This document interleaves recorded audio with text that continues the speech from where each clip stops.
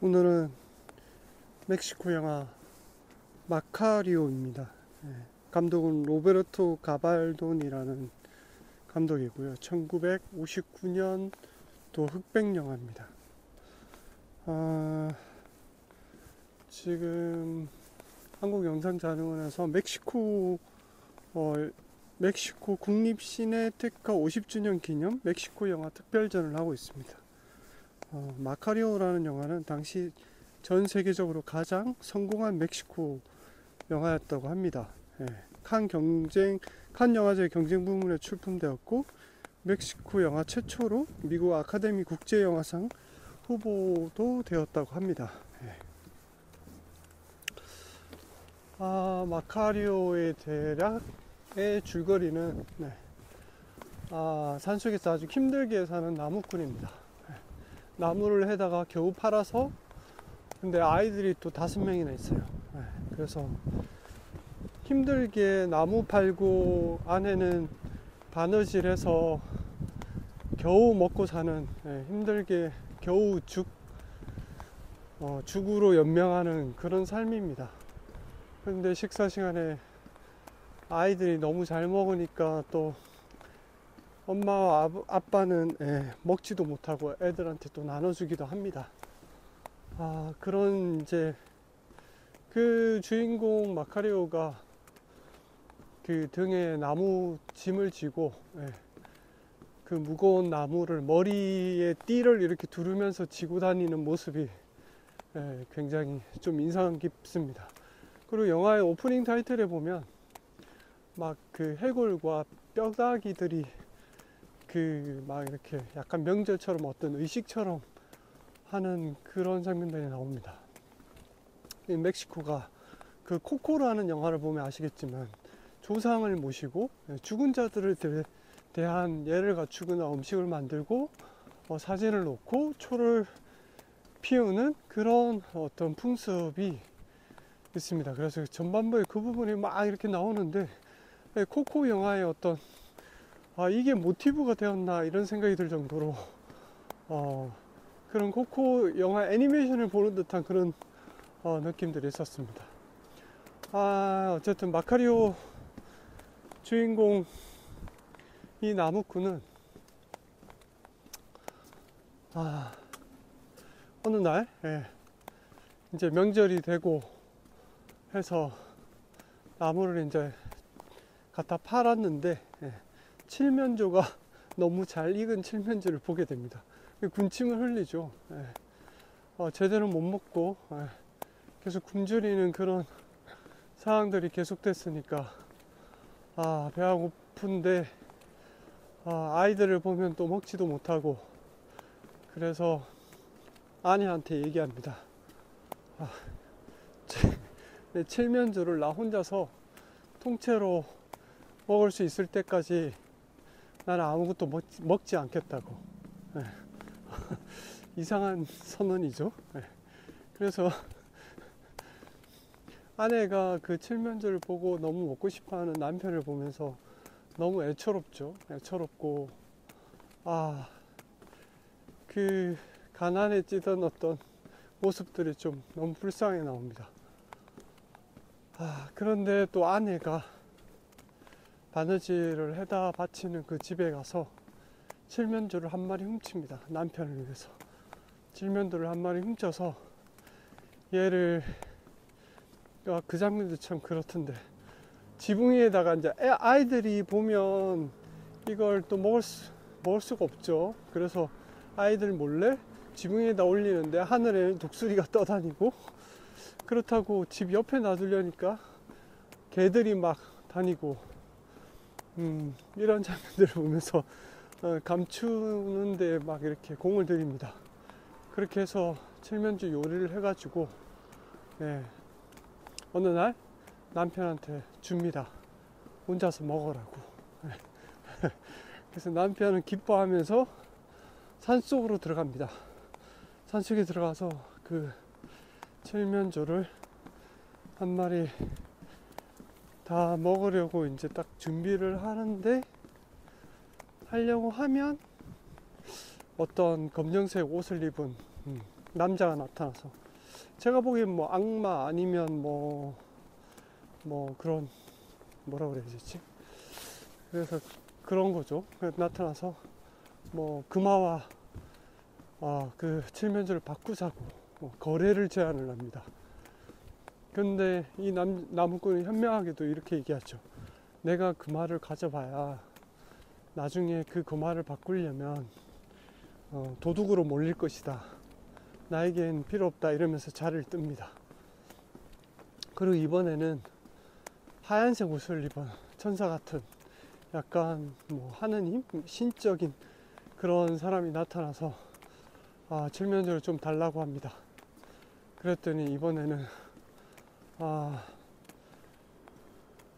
하나님은 모든 것을 다 갖추고 있고 우리가 선행을 하는 거에만 만족하시지 않느냐, 이러면서 약간 고민을 하는 그런 장면들이 나옵니다.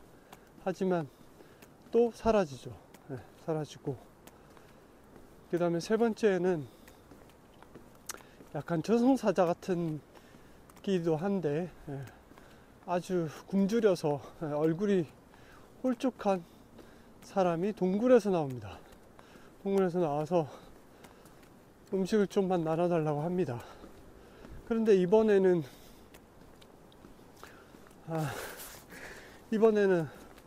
나눠주겠다고 합니다. 나눠주는 이유를 물었더니 당신이 너무 배고파 보이고 내가 지금 여러 번 자리를 옮길 때마다 사람들이 나타나서 계속 뭔가를 나눠 먹자고 하는데 당신에게 주지 않으면 나도 못 먹을 것 같아서 그래서 반을 딱 나눕니다.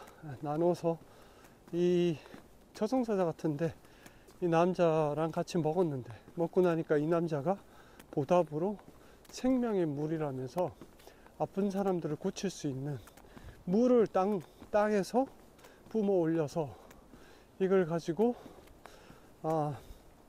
이 물을 한 방울만 아픈 환자에게 먹이면 씻은 듯이 낫는다고 얘기를 합니다. 그러면서 호롱박에다가 물을 담게 되죠. 그리고 나서 그 환자를 볼 때마다 자기가 나타난다고 합니다. 나타나서 그 환자의 발 아래에 있으면 고칠 수가 있는 환자고 머리 위에 있으면 고치지 못한다고 얘기를 합니다. 그래서 이 마카리오는 이제 되게 유명한 사람이 됩니다. 환자를 고치는 일종의 뭐 어떤 신적인 능력을 가진 사람처럼 대우를 받으면서 부자가 돼갑니다. 근데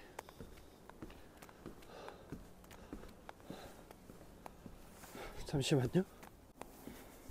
네, 계속 하겠습니다. 그래서 이 장면에서도 그런 장면이 나옵니다. 자기가 뭐 부자도 고치고 가난한 사람도 고쳐주지만 그 사람들이 낼 수 있는 만큼의 어떤 뭐 물건을 받기도 하고 돈을 받기도 합니다. 더 욕심을 부리지 않죠. 왜냐하면 이것 자체도 자신이 어쨌든 뭐 능력을 내려받은 것이기 때문에, 그래서 사람들한테 명망을 쌓죠. 그래서 이렇게 계속 부자가 돼서 결국 가족들은 이사를 하고 도시에서 살게 됩니다. 근데 아내는 이게 약간 너무 막 이렇게 갑자기 부자가 되고 이런 게 부담스럽죠. 그래서 다시 산속에 가자고 하지만 남자는 그 물이 한계가 있죠. 가지고 있는 물이 계속 나오는 게 아니니까. 있는데도 불구하고 계속 치료를 하게 됩니다. 그러다가 이제 종교인들이 일종의 마녀? 라면서 마녀가 아니라 뭐라 그러지? 그러면서 이제 종교 재판에 넘기게 되죠. 종교재판에 넘기게 되고, 그리고는 뭐 그날의 왕의 자식이 병이 들어서 아픈데 그걸 고쳐줘야 되는데 갔는데 머리맡에 그림자가 나옵니다. 그래서 고치지 못하고 결국 창문으로 도망쳐서 숲속으로 들어갑니다. 그리고 숲속에서 수많은 촛불이 켜져 있는 그 저승사자를 만나게 되죠. 그러면서 인간의 죽음은 어떻게 할 수 있는 것이 아니다. 정해져 있는 운명을 그냥 이 나무꾼은 마카리오는 그 정해져 있는 운명의 사람들에게 단지 그거를 일종의 뭐 그냥 보여준 연장해준 뭐 그런 능력을 부렸던 거죠. 어쨌든 그런데 이 영화가 그 상황에서 갑자기 가난한 산속의 아내의 모습으로 나타납니다. 아내가 막 남편을 찾고 있죠. 나무꾼을 막 찾는 장면이 나옵니다. 그래서 이게 꿈이었나 보다. 그래서 산속을 막 가다가 봤는데 마카리오가 누워 있죠. 그리고 확인했더니 죽었습니다. 마카리오는 죽었고 그 칠면조는 반은 먹고 반은 남아있는 그 상태에서 아내는 그렇게 얘기합니다. 당신 같은 아이들을 당신같이 키우겠다고 그렇게 얘기하면서 영화가 마무리됩니다. 물론 스포일러가 담겨 있긴 한데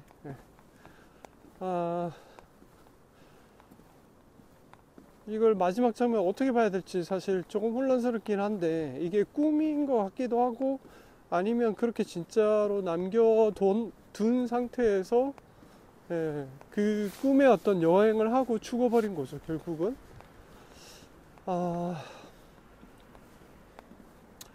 그래서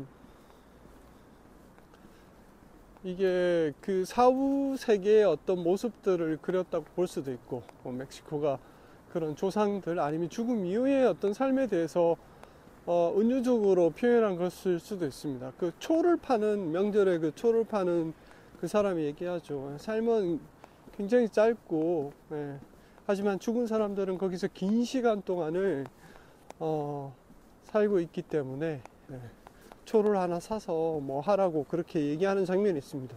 그런 것들이 일종의 멕시코의 어떤 그런 조상을 모시는 죽은 자를 모시는 그런 문화와도 약간 맞닿아 있는 것 같은 그런 느낌이 들었습니다. 가난하고 굉장히 힘든 삶이었지만 그렇게 선행을 베풀고 뭔가를 하면 그 사후에도 어쨌든 뭐 그런 복을 받는다. 약간 이런 느낌이 좀 깔려 있는 그런 영화인 것 같고 이 나무꾼이 자신이 남들이 가지지 못한 능력을 가지게 그 생명의 물을 가졌지만 거기서도 굉장히 현명하게 대처를 하죠. 가난한 사람들에게는 또 가난한 만큼의 어떤 그걸 해주고 부자라도 뭐 그렇게 또 차별하지 않으면서 그렇게 행동을 하고 악마나 천사를 만났을 때도 나름의 굉장히 현명한 판단으로 자신의 현재를 냉철하게 보는 그런 나름 굉장히 투박하지만 지혜로운 나무꾼인 마카리오가 아니었나 그런 생각이 듭니다. 그리고 가난해도 그런 뭐 정의로움 그 다음에 더 가난한 사람들에게 베풀 줄 아는 그런 모습 이런 것들이 많이 담겨 있는 그런 영화가 아닌가 싶습니다. 전체적으로 나름 꽤 재밌는 스토리 구성을 가지고 있고 군더더기도 없습니다. 그래서 한 남자의 되게 힘들고 나무를 캐면서 나무를 지고 가는 그 무게만큼이나 삶의 무게가 굉장히 어, 인상적인 모습이기도 한데, 그 칠면조를 혼자서 먹고 싶다는 그 바람도 너무 절실해 보였습니다. 절실하고 간절해 보였고, 정말 막 이해가 가는 거죠. 뭐 밥 먹을 때마다 맨날 아이들한테 나눠줘야 되고 자신은 배를 굶어야 되는 그런 상황에서 그 칠면조가 얼마나 맛있었을까. 그리고 사는 사람은 저렇게 배고픈데 죽은 자들을 위해서 저렇게 재물을 바치는 그런 모습들도 본인에겐 굉장히 일종의 욕망의 대상이었을 것 같기도 합니다. 그래서 영화가 흑백영화고 59년도 영화지만 꽤 재밌지 않았나. 그래서 꽤 성공을 했던 영화가 아닌가 싶습니다.